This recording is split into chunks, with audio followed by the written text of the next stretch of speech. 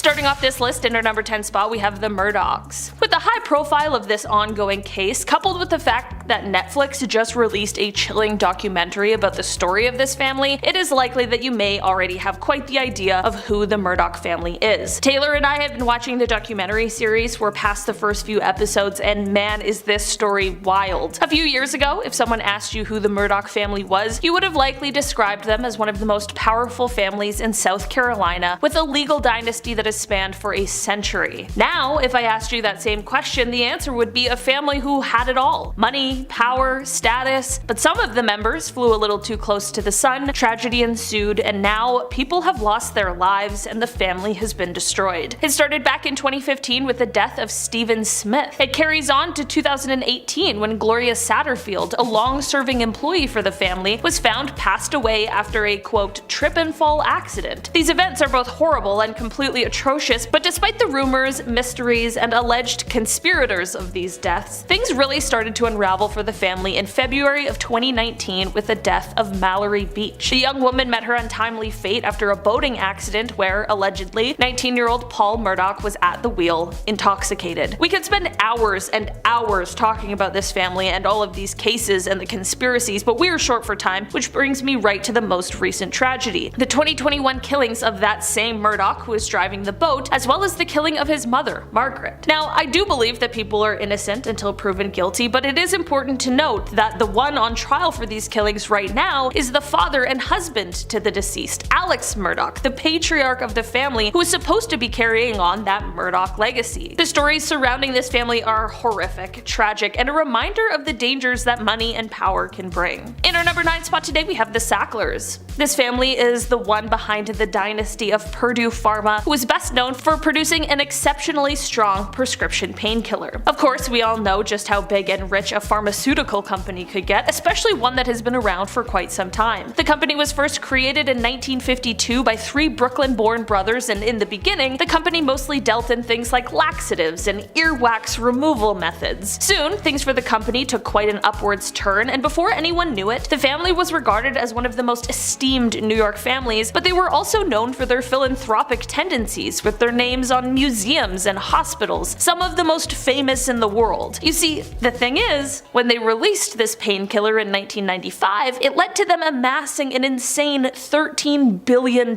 fortune. That is obviously incredible, but the trouble came when it was realized that this painkiller wasn't nearly as potent as it was marketed to be, and frequent users would be building up a tolerance to it, meaning they needed to use higher and higher dosages. Viewer, welcome to the opioid crisis. Basically, this all spiraled out of control and led to many lawsuits coming against Purdue Pharma. Not only by individuals, but by January 2019, 36 states were suing the company for what the painkiller had done to their citizens. After 2 years of deliberations, the Sacklers finally reached a deal with plaintiffs in bankruptcy court in September of 2021. As part of their Chapter 11 proposal, they agreed to pay $4.5 billion and give up all ownership of the company in exchange for complete immunity and all future opioid liability. Despite this fall from grace, the Sacklers were able to move an alleged $1.36 billion into offshore accounts, so despite their bankruptcy filing and the large sum of money handed over, they will continue to retain quite a large amount of their personal wealth. In our number 8 spot today, we have the Bakers. Jim and Tammy Faye Baker were once the most famous televangelists in America, and they certainly were living in quite a lap of luxury. They had beautiful homes, expensive cars, and a ton of money, but that quickly came crashing down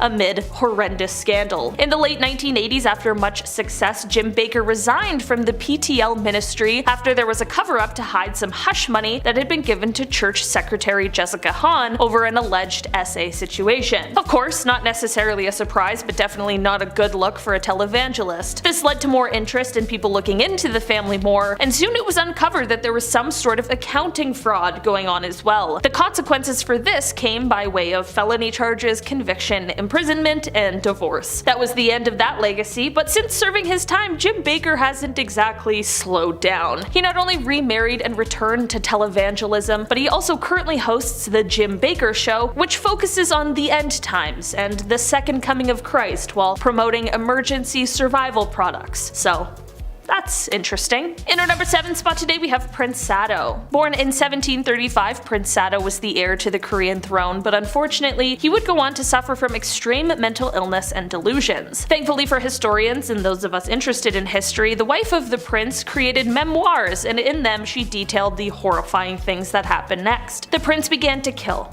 He began to hurt and torment people. He basically turned their home into a house of horrors. The prince also endured some pretty horrific treatment from his own father, which of course is not an excuse for the things he did, but it definitely did not help the scenario. Eventually, the family had enough and realized that his behavior would go on to ruin the name of their family forever, so something needed to be done. At the time, tradition stated that if the prince were to be executed, his wife and child would also need to be, but everyone thought that maybe that was a bit too far. Why should they have to pay for his crimes? This led to the king coming up with quite the bizarre workaround for this. On a hot day in July, the king forced the prince to step into a rice chest, which was then locked behind him. This acted as a way to make it seem like he had caused his own death, which is said to have occurred just a few days later. In our number 6 spot today we have Don Carlos. This little troublemaker never made it to the title of king, but he sure was a little too close for comfort when you hear about the kinds of things he was doing. Carlos was the Prince of Asturias in the mid-1500s, as he was the eldest son of King Philip II of Spain. It is said that Carlos may have had some troubles right from birth, which many believe could be due to inbreeding that was common in the family at the time. Descriptions of his behaviors, though, are far worse than what anyone could have expected. It is said that Carlos did horrible things like hurting or taking the lives of animals for fun. Nowadays we call that a huge warning sign for potential killers. Back then it was like, I don't know.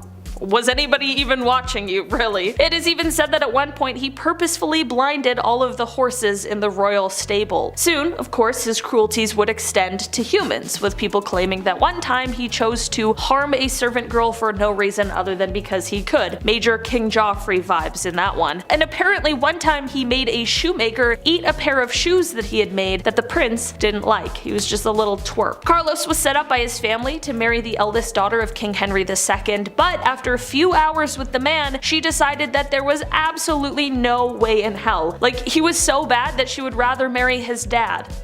Which she did in 1560. In the end, Carlos was found to be plotting to take out his own father, which landed him in prison in solitary confinement, where he passed away 6 months later. In our number 5 spot today we have Prince John. It is said that this may be one of the darkest secrets of the British royal family. Prince John would have been the uncle of Queen Elizabeth II, but he passed before she was born. Prince John was the 6th child of King George V and Queen Mary, and it is said that he suffered from seizures, likely as a result of epilepsy, although it's hard to diagnose for certain because of all of the secrecies surrounding him and his illness. From the age of 4, when he had his first seizure, until his untimely and very early death, Prince John lived in a separate estate where he was cared for by a governess. Many people have since criticized the royal family, calling their treatment of Prince John as callous or inhumane, like they were hiding him away for being ill. Of course, the palace was concerned with the monarchy's public image, and there was a belief at the time that royals shouldn't have any physical or mental ailments, although that is of course impossible. They also didn't include him in public events, which could have been another image thing, and also perhaps because of a worry that he might have a seizure at one of these events. At the end of the day, it was definitely a different time, but the idea of excluding him because he was ill truly is a really sad thought. In our number 4 spot today we have Marguerite and Blanche of Burgundy. This is a royal scandal that took place all the way back in 1314, and it starts off with the daughters-in-law of King Philip IV of France.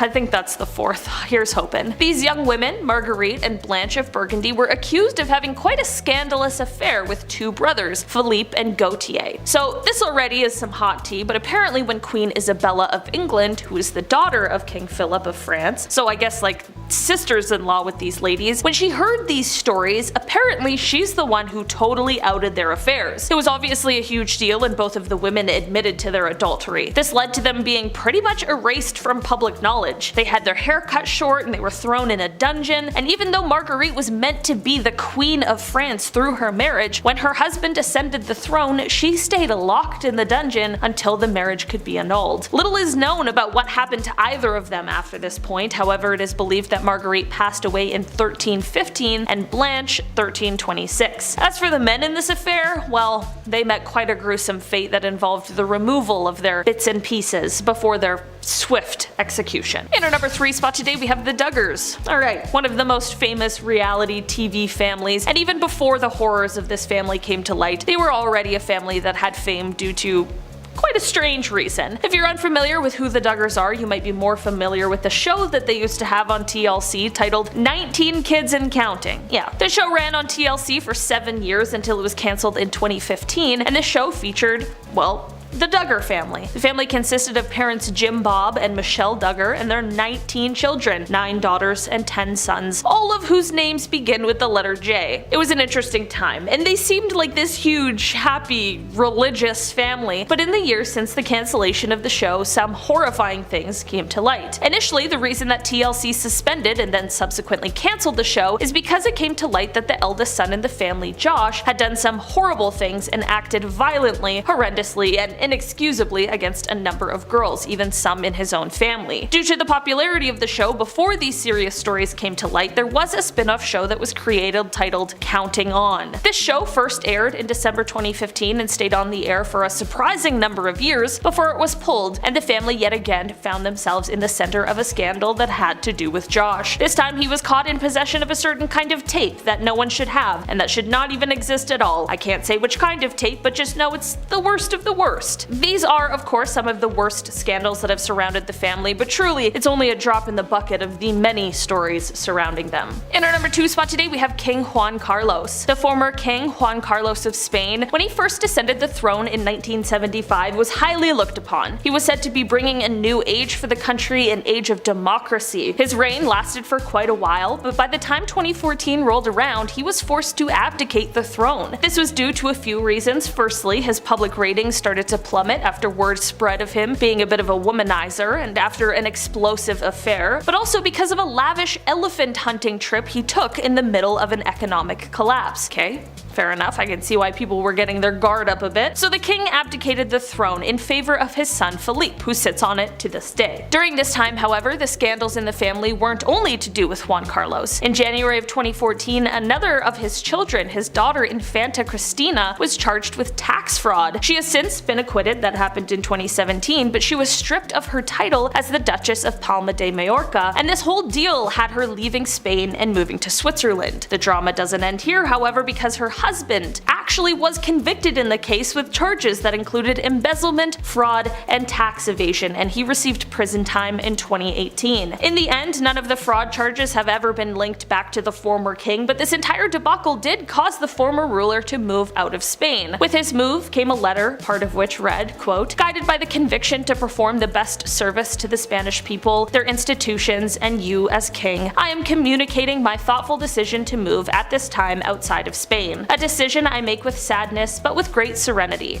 I have been king of Spain for almost 40 years, and during all of them I have always wanted the best for Spain and for the crown." In our number 1 spot today we have the Rothschilds. This family is easily one of the most, if not the most, powerful family in the modern era. In fact, it is said that most of us in the Western world don't even realize the impact this family has had on our lives, as our consumer-driven lifestyle is definitely directly related to the monetary systems this family put in place. This would include the United States Federal Reserve. Because of this insane amount of money and power that this family has held for over a century, there are plenty of conspiracy theories going on surrounding them. The conspiracies run deep, and they go quite dark. They touch on everything from assassination attempts, some successfully completed on sitting presidents, to heinous World War II agendas that would have benefited the family. Of course, they are conspiracies, so no one is quite sure which of these secrets, if any, are true. Even still, the stories and speculations swirl today, waiting for some piece of evidence to maybe bring them to light. Number 10. Genghis Khan's clan. We know Genghis Khan and his conquest to take over China was no small feat, as it needed the help of his entire clan to help with his takeover. Coming from a small section in Mongolia, they formed together what had been the largest land empire in history. The Mongols always viewed family as the central pillar of society, and Genghis' sons and grandsons extended the empire from the western shores to the Black Sea to the Pacific. And although they seem outnumbered, their military tactics and psychological warfare were noted in constant success against their enemies. If the city and people they plundered surrendered, the Mongols would then treat them fairly and allow them to join in their bounty, but if the people resisted, they would feel the fury of the Khan clan. Despite the brutal acts of destruction, the Khan clan, whomever they inevitably conquered, the lands were actually safe and well controlled, and in many cases even improved from previous conditions. Subjects had personal liberty and had the rights to follow whatever religion they believed in without prejudice. Number 9. The Bry Brothers. One of our sibling duos who had no problem committing crimes together starts with the Bry Brothers. In 1971, 16-year-old Linwood Bry shot and killed his 57-year-old neighbor, landing him in reform school. This violent episode was a taste of what was to come. From March to October 1979, Linwood and his brother James and Anthony embarked on a bloody hit spree in Richmond, Virginia. With accomplices Duncan Meckins, they robbed and killed at least 11 people. 2 would-be victims would escape unharmed, and they were able to report to authorities of the terrible crimes they saw commit. The brothers continued to leave a trail of terror throughout Richmond, and after they were caught, Linwood and James were sentenced to death. In 1984, the 2 elder brothers escaped death row with 4 other inmates, but were recaptured within 3 weeks. Linwood and James were executed by electric chair in 1984 and 1985 respectively, and Anthony Bry and Duncan Meekins are both still incarcerated. Number 8. Cray Twins. In some parts of the world, having twins was considered a rare commodity, and in 1933, during a time where having children, let alone twins, was a prized rarity. Their mother, Violet Ann Lee Cray, was particularly given a slight celebrity status when her twin boys not only survived in their infancy, but also were able to survive towards adulthood. Their mother, Violet Annie Lee Cray, was particularly given a slight celebrity status when her twin boys not only survived in infancy, but also were able to both be able to survive towards adulthood. Some might even speculate their mother planted seeds of malignant narcissism the twins would later display as adults. Born Ronnie and Reggie Cray were noted as one of the most dangerous twins in London. The twins formed an organized crime gang called The Firm, and these gangsters were particularly active in London, England in the 60s. They were so dangerous due to their massive extortion rackets, armed robbery, arson, protection rackets, gambling, and cold-blooded killings of rival gang members. That's when they were arrested on May 8, 1968. Ronnie ended up being filed as a certified insane person and was committed to a hospital. As for his brother Reggie, was released from prison on compassionate grounds. Both died 5 years apart from the other. Number 7. The Gonzalez Sisters. The 4 Gonzalez sisters ran a successful business from 1945 until the police closed it down in 1964. So what was the business? Adult work. Rancho El Angela was a brothel in the Mexican state of Guanajuato and acted as the center of the sisters' large-scale adult work network. The women who worked for the sisters often did not so voluntarily. The Gonzalez sisters, the Gonzalez family, had kidnapped some, while others answered advertisements for housemaids. When the women arrived to the brothel, the sister would often force and inject illegal substances on those who were reluctant to provide the services that the sisters demanded. When the girls became unable to or reluctant to work and satisfy their clients, the sisters then killed them. If a client turned up with a lot of money, he too might end up dead and his cash stolen. When police raided the property, they found the bodies of 80 women, 11 men, and various fetuses. Ugh. There were probably many more victims who remained undiscovered, and the Mexican court sentenced the sisters to 40 years in prison. Guinness World Records even named them the most prolific murder partnership ever. Number 6. The Harp Brothers. Here's another pair of siblings for you, the Harp Brothers. Mekajai and Willie terrorized settlers in the remote, sparsely populated territory west of the Appalachian Mountains immediately after the American Revolution. The brothers had stayed loyal to the British Crown during the struggle and may have decided that they had better moved west after the American victory. They survived by robbing and killing the settlers who were beginning to cultivate the area and appeared to have thoroughly enjoyed the killing part. It wasn't long, of course, before the vigilantes started to bring the brothers to justice, as Mekajai died of his wounds, and when a posse caught up with them in 1799, Willie escaped, but the authorities captured and had him sent to the gallows in 1804. They were considered America's first serial killers of this time. Number 5. The Bloody Benders. Running an Airbnb seems like a lot of work, especially when you're trying to make sure your guests and yourself are happy with the accommodations. You got your nice bed and breakfast, and oh, of course, a nice dinner where the host comes up from behind you and smashes you in the head with a sledgehammer. Oh wait, no, that's not a good idea, actually. Yeah. In 1870s, travelers headed west on the Great Osage Trail may find themselves in a cabin made by the Bender family in Labette County, Kansas, and eventually they would find themselves dead and gone by the family's unexplainable reasons to commit crimes. To be honest, officials still don't know why the crimes were done the way they did. They actually suspected robbery, but most of these travelers weren't even wealthy. Maybe in some sadistic manner, the families just felt like it. But either way, before the locals got suspicious, this family disappeared around the same time another family called the Kellys surprisingly were new in town. Number 4, the Borgias. Originally from Spain, this family became so important in the 15th century political and religious world. Ambition and hunger for yet more power, the family included 2 popes. Lucrezia is probably the best remembered member of the family, as she was the daughter of Pope Alexander, and her family was perfectly happy to use her as a pawn in their power plays. She entered into several arranged marriages, each one helping the Borgias extend their grip. Kind of like in the movie Get Out by Jordan Peele, where they use Rose to get their new vessels for whatever it was that they were doing.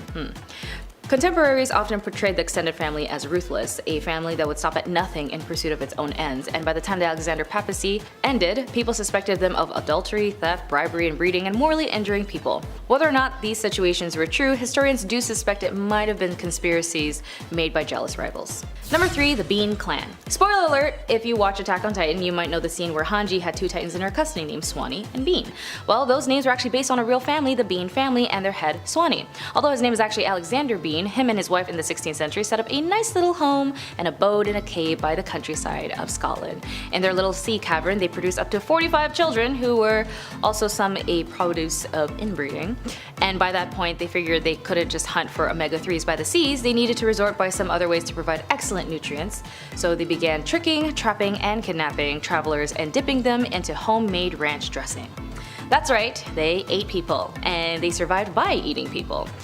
The clan only operated at night, and when they returned home to their little caves is where they could eat the roasted man or woman. The locals didn't know this was a thing, and for 25 years the clan survived and ate up to 1,000 people. The family was tracked down by authorities and all died under their custody. The tale of the Bean Clan only appeared in a Newgate calendar in the 18th century, and its publications always highlighted awful crimes to educate its readers. However, this was the same type of publication that had the same notoriety as a fake news forum. Number 2, Fred and Rose West. Ever see someone at the bus stop and thought they were really cute, but also thought, hey, you know what, they'd be a great accomplice for a lot of crime? And that's what happened to Fred and Rose West. The 2 serial killers met at a bus stop and somehow created a relationship with one another. From 1971 to 1987, the couple would sought out female victims in Gloucestershire, England, and after tormenting and eventually slaying the victims, they would bury them in their cellar. Earning the name the House of Horrors, among the many victims was actually Fred's daughter. By 1994, the law finally caught up with the couple, and Rose was convicted up to 10 of the crimes and sentences to life in prison. Meanwhile, her cohort, Fred, took his own life before he could be convicted. When he did die, he did confess to 30 of the victims he tormented, which unfortunately might be even speculating that there's probably more victims left undiscovered. Number 1, Sackler Family. The Sackler family is an American family who owned the pharmaceutical company and have faced lawsuits regarding overprescriptions of addictive pharmaceutical drugs, including OxyContin. Purdue Pharma has been criticized for its role in the opioid epidemic in the United States, and they have been described as the most evil family in America and the worst drug dealers in history. They're often cited as early pioneers of medication techniques, which ended the common practice of lobotomies, and were also regarded as the first to fight for racial integration of blood banks. In 1996, Purdue Pharma introduced OxyContin, a reformulated version of oxycodone, in a slow-release form. Oxycodone was first invented in 1916 and sold as Eucodal, but had been withdrawn from the market in 1990 due to addiction issues. Despite them putting out their good deeds through donations by multiple Ivy League schools and art foundations, they're also noted for their money laundering and, of course, the opioid lawsuits. According to The New Yorker, Purdue Pharma played a special role in the opioid crisis because the company was the first to set out in the 1990s to persuade the American medical establishment that strong opioids should be much more widely prescribed, and that physicians' long-standing fears about the addictive nature of such drugs were overblown. Yeah, okay. Purdue Pharma was dissolved on September 1st, 2021. The Sacklers agreed to pay $4.5 billion over 9 years, with most of that money funding addiction treatment, as they should. Number 10, Ma Belland. So Lucy Belland, also known as Ma Belland, was based in Fort Worth, Texas, and she and her offspring sold narcotics, including morphine, no-no snow, and spicy spoon juice. Lucy was often cast as the leader of the, Belland crime family, whose members were convicted of narcotics crimes at least 30 times, 30, between 1921 to 1947. In 1908, the family moved from Grandview to Fort Worth, eventually settling in the Arlington Heights neighborhood. In 1911, her son Charles, barely in the double digits of age, impaled another boy and was charged with causing physical harm, but later released on probation. Later that year, her daughter Willie, then years old, was caught as part of a shoplifting ring of a dozen girls. Police later said that Lucy had organized a shoplifting school for her daughters, with their brothers posing as store detectives. Willie and Cora were arrested for shoplifting from department stores in 1912, and Willie was arrested again in 1912 for possession of no-no snow, and in 1913 for stealing dresses. Willie and Cora were charged with theft again in 1914. Willie was later quoted in the Star-Telegram as saying that she was, 12 years old when she first tried morphine, then costing 25 cents for a big bottle. From 1921 to 1947, members of the family were convicted of narcotics crimes at least 30 times. Once again, 3-0. I had to say it twice, it's insane. In 1938, narcotics agents purchased and seized 2.3 kilograms of illicit substances from the family. Lucy, Willie, Joe Jr., Charles, Jacqueline, and Leslie were all arrested. Eesh, that's quite the family. Number 9, the Kelly family. So this was an American family of serial killers who operated between August and December 1887 near a town called Oak City, just south of the Kansas state border in no man's land, which is now known as the Oklahoma Panhandle. Yes, I know, I said Texas today. Don't worry. They did have some stuff going on there, just wait for it, promise. The family consisted of William Kelly, his wife Kate, his son Bill, also called Billy, and daughter Kit. Originally from Pennsylvania, the family is believed to have killed 11 wealthy travelers. According to 55-year-old William Kelly's confession, he and his family moved from the Pennsylvania mountains to Kansas in 1869. They moved around to different places along the southern border until eventually settling in no man's land, around 25 miles from Beaver, Oklahoma. Initially dealing with cattle, the Kellys soon opened a tavern where they housed fellow cattlers and travelers. In the span of a few months, though, a number of people had disappeared mysteriously along the road leading to the tavern. Despite this, nobody suspected the family of doing anything until around December of 1887, when the occupants suddenly left the house without notifying anybody. A short while after, a traveler from St. Louis named S.T. Gregg, who had visited the tavern a while before, decided to stop by and check on the house. Upon entry, a foul stench overtook him, coming from a hidden cellar underneath the house. The bodies of 3 men, already in an advanced state of decomposition, were discovered, as well as a trap door under the tavern's floor. Soon after the discoveries, information from Beaver came that all 4 members of the Kelly family had just passed through town a few days ago, en route to New Mexico. A posse of 20 men was quickly organized, and the family's trail led to Palo Duro Creek, from where it appeared that their route had changed towards Wheeler, Texas. I told you.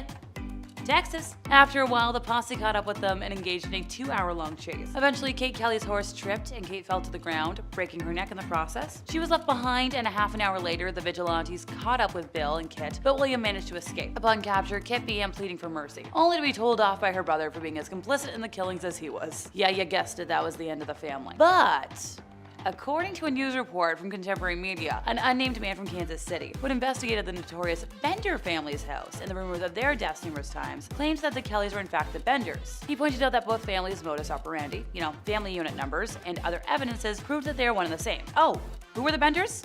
Well, I'm glad you asked. Number 8, the Bender family. So this family, more well known as the B-L-O-O-D-Y Benders, were a family of serial killers in Labette County, Kansas, United States, that operated between May of 1871 till December of 1872. The family supposedly consisted of John Bender, his wife Elvira, their son John Jr., and daughter Kate. Contemporary newspaper accounts reported that the Benders' neighbors claimed John and Kate were actually husband and wife, possibly via a common law marriage, which is kinda icky. Estimates report that the Benders killed at least a dozen travelers, and perhaps as many as 20 before they were discovered. The family's fate remains unknown, with theories ranging from a lynching to a successful escape. Much folklore and legend surround the Benders, making it difficult to separate, fact from fiction. It is believed that when a guest stayed at the Benders' bed and breakfast inn, the host would give the guest a seat of honor at the table that was positioned over a trap door into the cellar. With the victim's back to the curtain, Kate would distract the guest, while John or his son came from behind the curtain and struck the guest on the right side of the skull with a hammer. One of the women would, cut the victim's throat to ensure death, and the body was then dropped through the trap door. Once in the cellar, the body would be stripped and later buried somewhere on the property, probably in the orchard,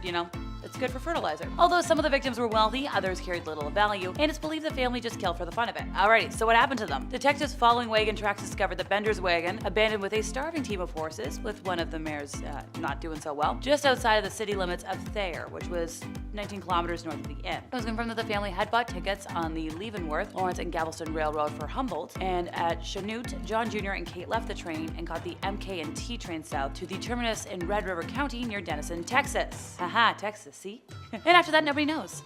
So I'm gonna go with the theory that they became the Kelly family. Number 7, the Parr Empire. Alrighty, so after all the mass killing families, time to refresh with a simple mob boss style situation, as a little palate cleanser if you will. Operating in the early 1900s, the PAR machine functioned on bribery, graft, and illegal donations. Political support came from the southernmost counties in Texas, and the machine could produce large numbers of votes, both legal and illegal, from the impoverished and uneducated working class citizens. While the PAR machine had always asserted undue influence over the county's affairs, it was not until Archer Parr that its leadership felt safely secure to overwhelm the remaining independent farmers by appealing directly to the county's new majority by offering them jobs, and in some cases cash directly from the county coffers in exchange for political support. George Parr engaged in the graft, bribery, and fraud that are, often associated with political machines, and along with other large landowners and managers of landed estates owned by prominent Eastern businessmen, Parr helped develop the practice of working illegal citizens and later using them for advancing political interests. More importantly, his own political career included serving as both the Duval County judge and sheriff. He also owned the San Diego State Bank and the famous Dobie Ranch, including the Parr's Los Horcones Ranch. He was also a partner and silent partner of dozens of other businesses, which seems like a conflict of interest. He was convicted of tax evasion in 1932 and eventually served 9 months in federal correctional institution after violating his parole. Number 6, the Cat family. So, the Cat family, consisting of Ronald Scott Cat and eventually his 2 offspring, Hayden and Abigail, were responsible for a number of bank robberies in the Portland, Oregon, and Houston, Texas areas. After the death of his wife, Cat was facing financial difficulties due in part to his multiple substance addictions and unstable employment history. He decided to bolster the family's income by, why not, robbing banks. He and his family committed several robberies, all occurring while the family lived a seemingly typical middle-class American life. So originally they did it in Oregon, and then they decided, let's start fresh in Texas. So in 2012, Cat, now with the help of both of his offspring, decided to embark on a crime spree while the family kept up a facade of normality. The first robbery that Scott perpetrated with the help of his family occurred at a Comerica bank in Harris County on August 9th. Scott and Hayden entered the bank wearing hats, sunglasses, surgical masks, gloves, and painter's coveralls, armed with lethal-looking, pew pew. Abigail waited outside in the family car with stolen license plates, and everybody got away. Now, the second robbery, which occurred on November 9th, took place at the First Community Credit Union in Katy. Now, because preliminary observations of the intended target showed a construction project was taking place nearby, Scott and Hayden wore bright orange safety vests and sunglasses to blend in with the construction workers, which makes sense. This time, Hayden wore a fake mustache, and Scott wore his familiar painter's mask. Abigail once again drove the getaway vehicle. Together, the 2 robberies netted the family around $170,000 from the Texas banks. Number 5, Mark Anthony Condit. I swear you'll understand why he's on the list by the end. So the Austin serial explosions occurred between March 2nd and March 21st of 2018 in Austin, Texas. In total, 5 package explosives exploded, ending the lives of 2 people and injuring another 5. The perpetrator, 23-year-old Mark Anthony Condit of can't say that name of that town. And the perpetrator was pulled over by police on March 21st and detonated an explosive inside his vehicle, killing himself and injuring a police officer. He was the eldest of 3 offspring and attended Austin Community College from 2010 to 2012, leaving without graduating but apparently in good academic standing. He was homeschooled by his mother, who in February of 2013 officially graduated him from high school. Yep, that was after his college stint, because that totally makes sense. He wrote a lot of really weird blog posts in 2012 where he identified as a conservative who was not that politically inclined. He argued for the death penalty and argued against same-sex marriages and schmeksh offender registries. He was reportedly part of a club called the Righteous Invasion of Truth, and the club's members were homeschooled young people. They also practiced homeschooling, practiced survivalism, and held Bible studies. Hey, I see the evil in the family, don't you? Number 4, Edward Harold Bell. So he was an American schmecks offender, killer, and the first fugitive to be featured in the Texan rendition of America's Most Wanted. According to his claims, his father, an oil field worker, frequently moved the family to various towns surrounding the Houston area, and allegedly suffered physical harm both from him, his scoutmasters of the Boy Scouts, and one of his cousins. Bell would also claim in later interviews that his father encouraged him to do violent crime, ranging from robbing banks and taking advantage of women sexually, in addition to encouraging him to take his own life. After graduation, he found work as a licensed driver and married his first wife in San Marcos, with the newlyweds then moving to Western Texas, where they had 3 offspring. Following his capture in Panama City in 1993, he was extradited, convicted, and sentenced to a 70-year term for the killing of a Marine in 1978, and later confessed to killing 11 girls throughout the 70s. Okay, maybe don't claim to be from the Bell family if you ever go near Texas. Number 3. Kaufman County killings. So in 2013, 2 prosecutors and a prosecutor's wife were killed in Kaufman County, Texas. Eric Lyle Williams, a former lawyer and justice of the peace, whose theft case was prosecuted by 2 of the victims, was tried, found guilty, and sentenced to death for 2 of the deaths. He was also charged with the killing of a prosecutor, Mark Hasse, but a decision was made to not prosecute him as he'd already received a death sentence for the others. His wife, Kimberly Irene Kim Williams, was tried separately and sentenced to 40 years in prison. Hey look, a family can be 2 people. Number 2, the killings of Rick and Susanna Walmsley. Alright, so this is more of like a chosen family than anything, and as somebody with more chosen family than actual family, sadly that counts in my book. Rick and Susanna were killed on December 11th of 2003 in their home in Mansfield, Texas, as part of a conspiracy involving their son Andrew and 2 others. So originally they were hit by a tiny explosive and impaled to death in their home by Andrew's friend, Susanna Toledano. The killings were part of a scheme orchestrated by Andrew, his girlfriend Chelsea, and Susanna to collect the $1.65 million estate. The 3 conspirators also wanted to kill Andrew's older sister, Sarah, but she wasn't home that night. It's one twisted chosen family. Number 1, the Bogle family. So, when Bobby was, let's say, that much old in 1969, he woke up on Christmas morning to a heavy metal wrench in a plain brown paper bag under the tree. Later that day, he and his brothers used the wrench to break into a local grocery store and steal pop, making his father, a career criminal who went by the name Rooster, proud. This family crime spree spanned 4 generations and crossed multiple states, from Texas to Oregon, beginning in the early 1920s with ancestors who were moonshiners and carnival workers, and involved hundreds of felonies covering just about every genre of lawlessness, from death and sodomy to burglary and insurance fraud. They stole everything from chickens and cows to lumber and metal, and once broke into a government-run fish hatchery just to gorge on salmon. When the children were barely in middle school, they were already stealing 18-wheelers. Unlike other vicious families on this list, being part of a close, loving, and supportive family is what made them what they are. Granted, nobody in the family was especially bright. They killed people and then would make calls to their mother from the victim's home phone, and they once melted a stolen safe with a torch and tried to spend the bird money. I feel like y'all get the gist of it, but it's quite the family legacy.